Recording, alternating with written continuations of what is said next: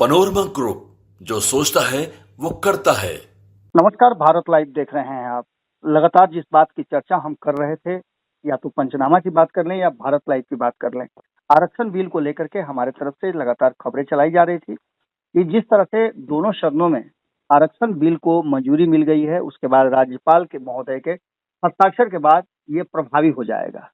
राज्यपाल की तरफ से इस पर हस्ताक्षर कर दिए गए हैं और जिस तरह से हम आपको लगातार बता रहे थे कि इस विधेयक में जहां एक तरफ अनुसूचित जाति को 20%, अनुसूचित जनजाति को 2% बढ़ाया गया था, वहीं अति पिछड़ों को 25 और पिछड़ों को 18% आरक्षण दिए जाने की जो वकालत की गई थी, उसके लिए बिल लाया गया था।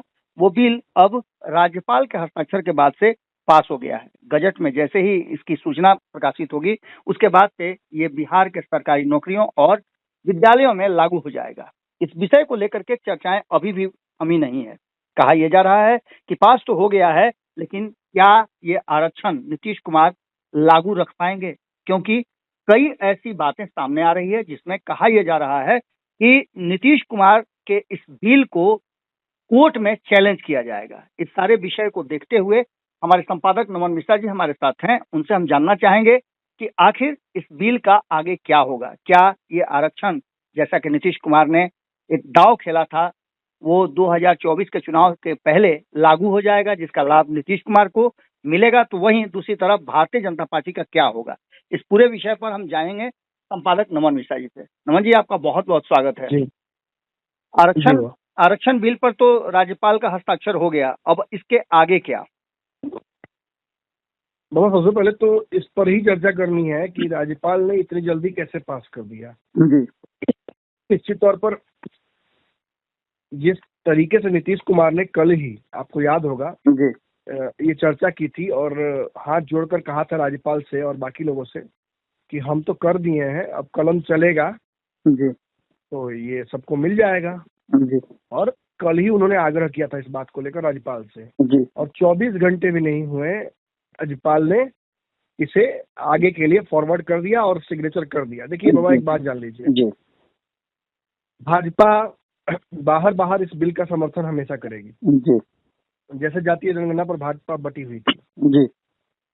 सुशील मोदी कुछ कह रहे हैं, सम्राट चौधरी कुछ और कह रहे हैं, जी। सवर्ण नेता उस पार्टी कुछ और कह रहे हैं। जी। आरक्षण पर भी जो बढ़ाया गया है उस पर भी भाजपा बटी हुई आपको नजर आएगी। जी। लेकिन प्रदेश नेतृत्व चूंकि ओबीसी और पिछड़े समाज का है तो वो रिस्क नहीं लेगा। आप सम्राट चौधरी को आगे करके ओबीसी के एक बड़े वोट बैंक कुशवाहा, कुर्मी सबको अपने पाले में करना चाहते हैं ना जी।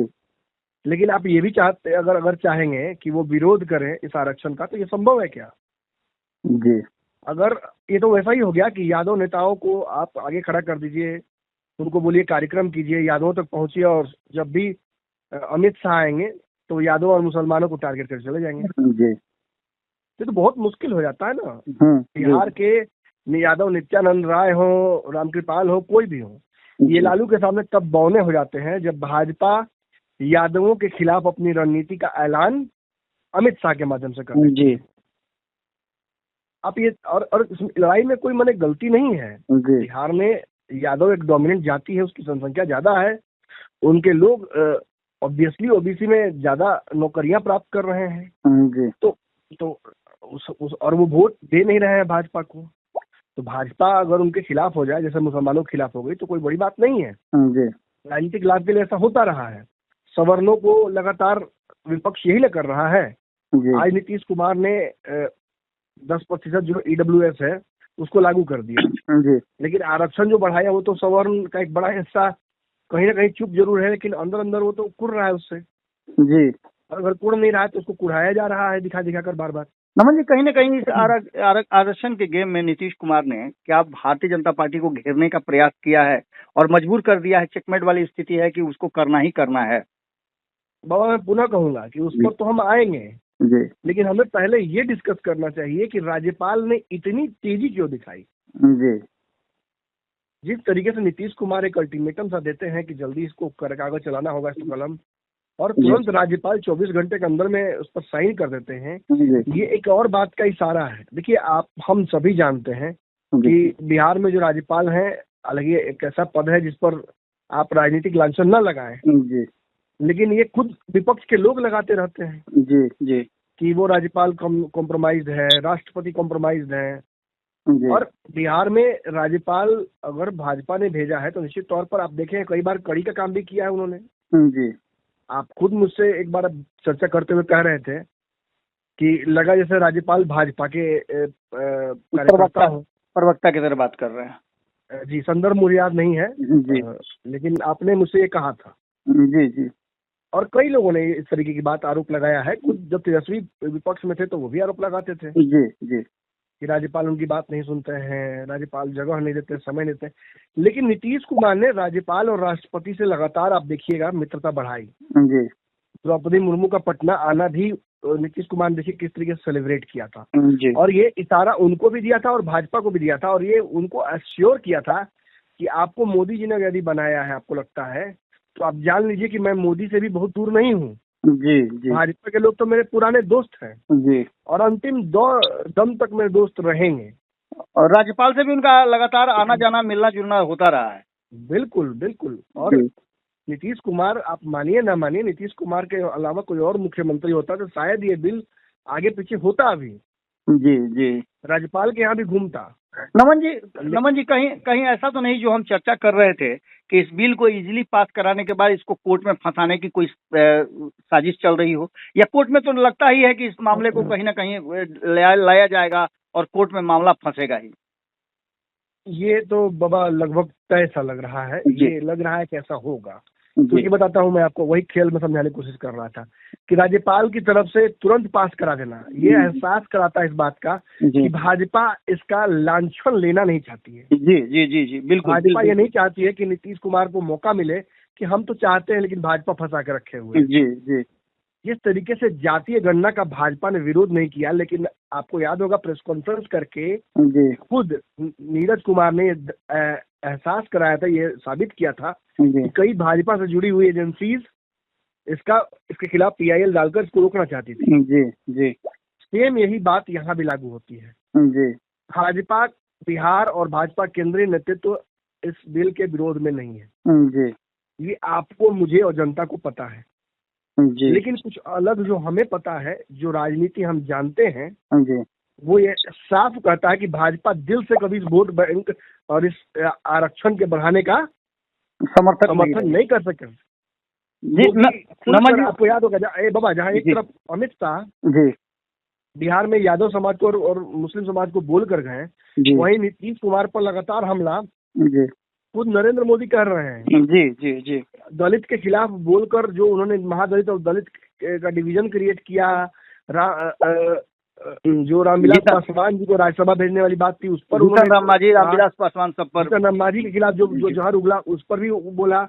और लगातार ये बात कह रहे हैं, चिराग पासवान भी ये कह रहे हैं कि एक तरफ नीतीश कुमार आरक्षण दे रहे हैं और दूसरी तरफ उसी सदन में आरक्षण की चर्चा के दौरान जीतन राम मांझी को सामंती तरीके से अपमानित कर रहे हैं। नमन जी आपको याद होगा कि जब ये 5 दिवसीय सदन चल रहा था उस दौरान 2-3 घटनाएं घटी थी। एक तो 8 तारीख को नीतीश कुमार ने जिस तरह से महिलाओं को लेकर के बात कही थी, दूसरा जीतन राम मांझी वाला प्रकरण आया था, और तीसरा इन सब प्रकरण के विरोध के बावजूद भारतीय जनता पार्टी ने इस तरह से इस बिल का समर्थन किया जैसे लगता हो कि सब कुछ पहले से तय है और सरेंडर कर दिया।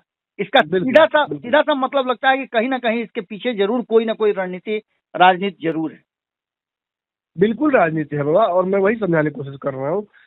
मैं अपनी बात को कंक्लूड करूँ ये बोलकर कि देखिए, अमित शाह और नरेंद्र मोदी जिस तरीके से खुलकर बोल रहे हैं उतना ही सपोर्ट में बिहार भाजपा नजर आ रही है। आप ये जान लीजिए कि अमित शाह और नरेंद्र मोदी के सामने बिहार भाजपा के किसी तक बोलने की हैसियत है क्या? जी अमित शाह और नरेंद्र मोदी के सामने कोई बोल सकता है क्या? बिल्कुल बिल्कुल नहीं। लेकिन सच्चाई यही है कि ये बिहार भाजपा के जो नेता आज आरक्षण के सपोर्ट कर रहे हैं जी ये सब कुछ प्लान्ड है जी। इसे कोर्ट में फंसाया ही जाएगा। नीतीश कुमार को इसका फायदा उठाने नहीं दिया जाएगा। अगर इसका फायदा नीतीश उठा लेते हैं तो निश्चित तौर पर भाजपा के लिए गेम पैक है।